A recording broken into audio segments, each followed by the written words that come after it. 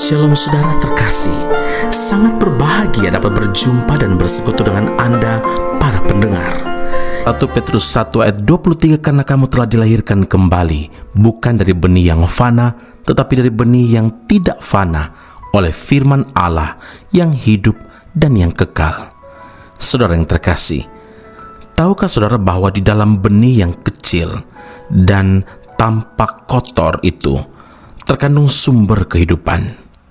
Berawal dari benih yang kelihatannya remeh, sepele, akan tumbuh akar, batang, cabang, daun, bunga dan buah. Dari buah yang dihasilkan terjadi tuaian atau pelipat gandaan. Namun untuk dapat tumbuh dan menghasilkan buah atau tuaian, benih harus terlebih dahulu tertanam di dalam tanah. Firman Tuhan itu bagaikan benih. Kekuatan yang terkandung dalam benih firman Tuhan itu jauh lebih dahsyat dari benih alamiah. Segala sesuatu yang Tuhan perbuat bagi kita diawali dari benih firman Tuhan yang ditanam di dalam hati kita. Mazmur 107 ayat yang ke-20, pemazmur menulis, disampaikannya firman-Nya dan disembuhkannya mereka, diluputkannya mereka dari liang kubur.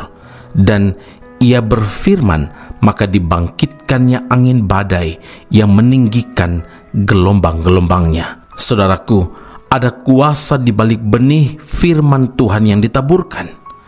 Pertanyaannya, apakah tanah hati siap untuk menerima benih firman Tuhan tersebut? Banyak orang punya kerinduan yang besar untuk dipulihkan hidupnya, tapi mereka tidak memiliki respon hati yang benar terhadap firman Tuhan. Seringkali mereka hanya mendengar firman Tuhan itu sambil lalu saja, atau dengan sikap hati yang tidak benar. Ibarat tanah yang keras dan penuh dengan semak duri, sehingga benih firman yang ditanam pun tidak berdampak apa-apa.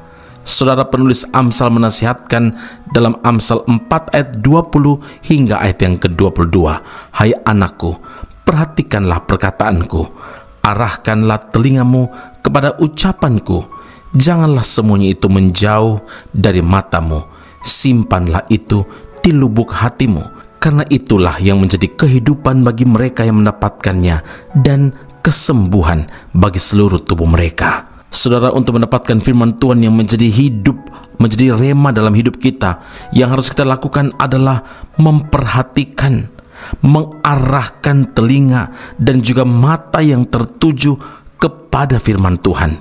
Yesaya 50 ayat 4b, setiap pagi Ia mempertajam pendengaranku untuk mendengar seperti seorang murid, karena iman timbul dari pendengaran akan firman Kristus. Saudara, karena itu ingatlah, benih firman Tuhan yang tertanam di tanah hati yang subur akan menghasilkan mujizat, membawa pemulihan, membawa kemenangan, dan juga kesembuhan. Amin. Mari kita berdoa. Bapa Surgawi, terima kasih Tuhan Yesus. Hari ini Tuhan menegaskan kembali bahwa firman Tuhan itu sangat kami perlukan dalam kehidupan rohani kami. Firman Tuhan adalah benih kehidupan. Kami tahu Tuhan, ketika firman Allah itu tertanam di dalam setiap hati kami yang meresponi, maka kami tahu bahwa pasti ada buah yang dihasilkan, dan buah itu membawa iman kami semakin teguh dan kuat di dalam Tuhan.